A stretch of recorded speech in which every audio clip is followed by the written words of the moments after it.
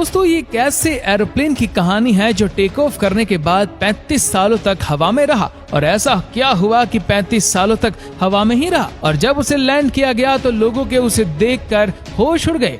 दोस्तों हम बात कर रहे हैं ब्राजील की फ्लाइट नंबर 513 की। तारीख थी 4 सितंबर 1954। सैंटियागो फ्लाइट 513 वेस्ट जर्मनी के आचेन इंटरनेशनल एयरपोर्ट से उड़ान भरती है।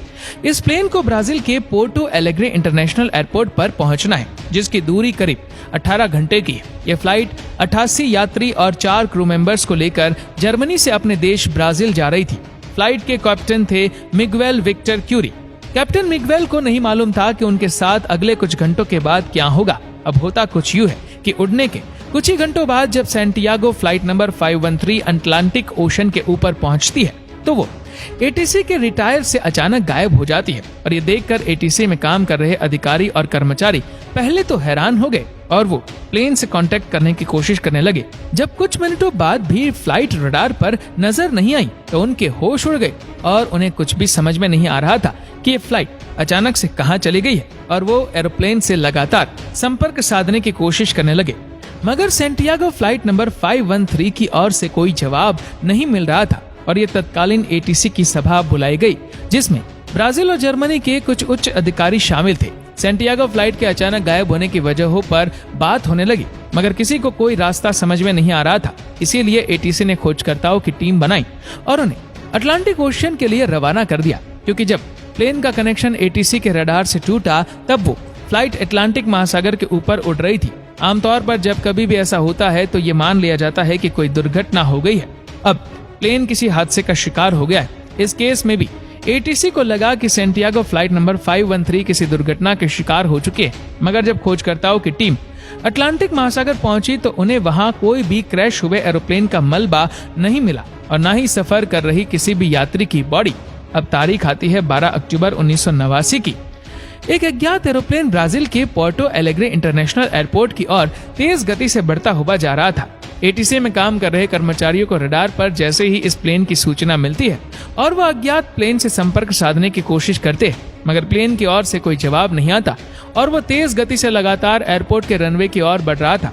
लगातार प्लेन के संपर्क साधने की कोशिश जब नाकाम हो जाती है तो आनन फानन में रनवे को खाली कराया जाता है और कुछ ही मिनटों के बाद एक अज्ञात फ्लाइट ब्राजील के एयरपोर्ट पर लैंड कर जाती है। एटीसी के अधिकारी और कर्मचारी तुरंत अपने ऑफिस से निकलकर रनवे की ओर भागते हैं और जब वो वहां पर पहुंचते हैं उन्हें जो दिखाई देता है वो देखकर उनके पैरों तले जमीन खिसक जाती है, क्योंकि वो अज्ञात फ्लाइट उसी सैंटियागो एयरलाइन कंपनी की थी और ये कंपनी 1956 को ही बंद हो चुकी थी। यानी ठीक सैंटियागो फ्लाइट नंबर 513 के गायब होने के 2 साल बाद जो भी अधिकारी और कर्मचारी इस प्लेन को अभी देख रहे थे वो प्लेन बिल्कुल नया जैसा लग रहा था। उन्होंने कर्मचारियों को प्लेन के अंदर जाकर देखने के लिए कहा और जैसे ही वे लोग अंदर गए उनके मुंह से चीख निकल गई।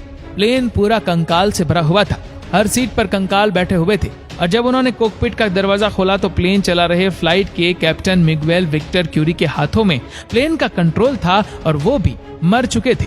उनका शरीर भी कंगाल बन चुका था और ये फ्लाइट भी सैंटियागो फ्लाइट नंबर 513।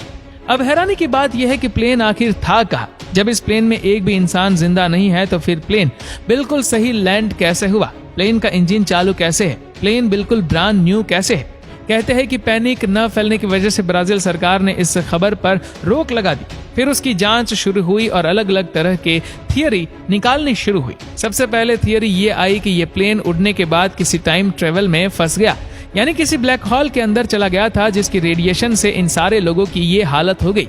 दूसरी थियरी ये आई कि किसी एलियन का शिकार हो गया हो और तीसरी थियरी ये आई कि ये किसी इंसानी साजिश और एक्सपेरिमेंट का नतीजा है। लेकिन ये सब सिर्फ और सिर्फ थियरी थी, इसका कोई भी पुख्ता सबूत नहीं था। इसके साथ क्या हुआ था और ये सवाल आज भी सवाल ही है। ब्राजील की सरकार ने इस घटना को बहुत छुपाने की कोशिश की और उन्होंने एक आर्टिकल में इस पूरी घटना को छापा। जैसे ये घटना अखबार में छपी, लोगों के बीच फैली सैंटियागो नंबर 513 की कहानी ऐसे फैली जैसे जंगल में आग लगी। लेकिन एयरलाइनर ने इस खबर का कोई पुख्ता सबूत नहीं दिया था। मसलन सिर्फ एक एरोप्लेन की फोटो अखबार में थी, कोई कंकाल की फोटो नहीं थी। इसलिए इस कहानी को लोगों ने 2 धड़ों में बांट दिया।